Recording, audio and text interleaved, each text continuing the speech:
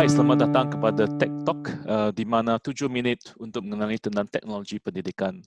Pada hari ini kita akan bersama dengan Vaclav Koranda, Vice President Human Resources T-System Malaysia. We're happy to have you, Vaclav. Thank you for joining us today in Tech Talk. Right. Sure. Perhaps a bit about T-Systems and what do you do, and a bit about yourself as well. We are basically an IT outsourcing company. We do all sorts of services for other businesses in terms of running their IT infrastructure, IT applications, data centers, databases, and all that sort of thing. I joined T-Systems Malaysia back then in 2014, and I've been with the company since 2010, so now it's like my 10th anniversary in the company. I'm still enjoying it. I'm also enjoying, working in Malaysia and living in Malaysia because I think it's a wonderful country with beautiful weather and plenty of opportunities when it comes to doing business, and also a lot of food, which I can't forget to mention. All the variety of Asian cuisines from Middle East to Japan, you can find everything here. So the whole Asia, you can dine the whole Asia basically in Malaysia. That's what I like to enjoy. Yeah. And that's my personal favorite as well. Really, the people as well as the food. So yeah, and the main centerpiece of this conversation today is because T-System is very much very upfront in terms of your technology usage. There is a view due to this COVID that you are moving into 100% virtual learning, right? Many of us are challenged right now, where previously it was very much a mix of it. But very few companies have made that aspiration. So really wonderful to have you to perhaps tell us a bit more about this aspiration. Sure. Yes, as you rightfully mentioned, our CHRO made an announcement recently that classroom trainings will become an exception, and we want to move 100% to digital learning. Actually, it's not just the impact of the COVID situation, which obviously was just a catalyst in that sense.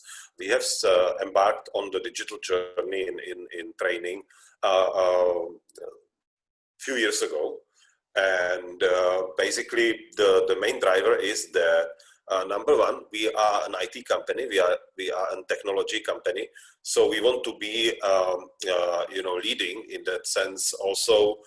When it comes to delivering training and the overall employee experience to our employees. And second is that nowadays the technology is advancing very rapidly, and also the ways of learning have changed compared to maybe some 10, 15, 20 years ago. Nowadays you have so much of content available online, including things that I would personally never think that they were possible to be learned or taught online, like foreign languages. Yeah, there are tools for learning foreign languages online. There are courses that can teach you pretty much anything, including sports, including arts, including whatever you can imagine, and it's either available for free in all these YouTube and Coursera, and I don't know how they all call themselves. Either it's for free or it's for very small fee, and you can pretty much learn from the best in that particular subject. I know, for instance, there are courses led by Martin Scorsese when it comes to filmmaking, or Tiger Woods made a series of courses, how he approaches the game of golf. or N. Vintur made a series of trainings on leadership, which, I mean, if you know who she is, then if you don't watch the movie Devil Wears Prada, that will tell you a lot. So I think it basically transformed the world of learning and development into something completely different than we were used to back then. You know, when I was still young, and it's quite some time ago, and we have to react to it. Also, because of the generational shift in the workforce, we have young people entering the workforce. Not only millennials, maybe millennials are already, you know, like mid-age kind of a generation nowadays, yeah. At least from my perspective. So they are used to it because, you know, my son was able to install and deinstall applications on his mobile phones when he was 3 years old. He could not read, but he somehow figured it out. And this is how these people grow up, and this is what they expect when they join the company. This is that kind of experience and that kind of you know, how things work in 21st century.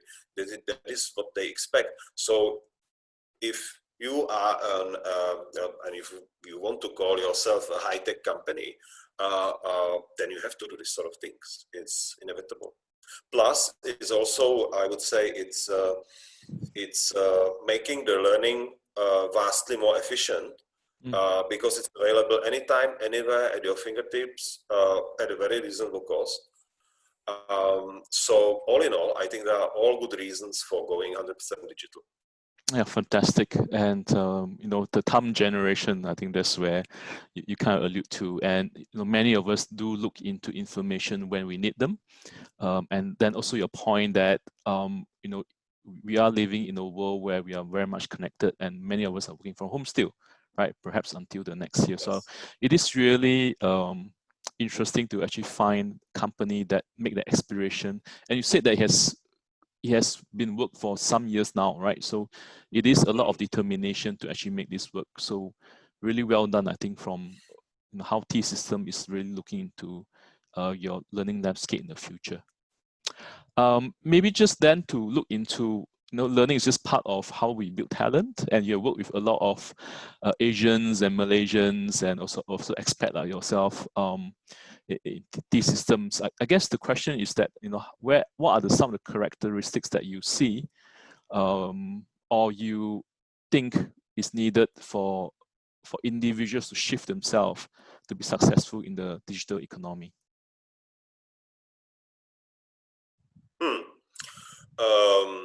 Well, I think the digital economy will actually put a lot of more emphasis on autonomy and initiative. Especially now with COVID being a big accelerator or catalyst of these things. We see that a lot of companies are shifting to working from home. Even when the COVID goes away, or we get used to it, whichever way, there are already plans, you know, to downsize the office space and go more for working from home, and use probably either office or whatever kind of space just for socializing people and doing maybe team building activities rather than do the actual work, which will be mostly done from home if possible.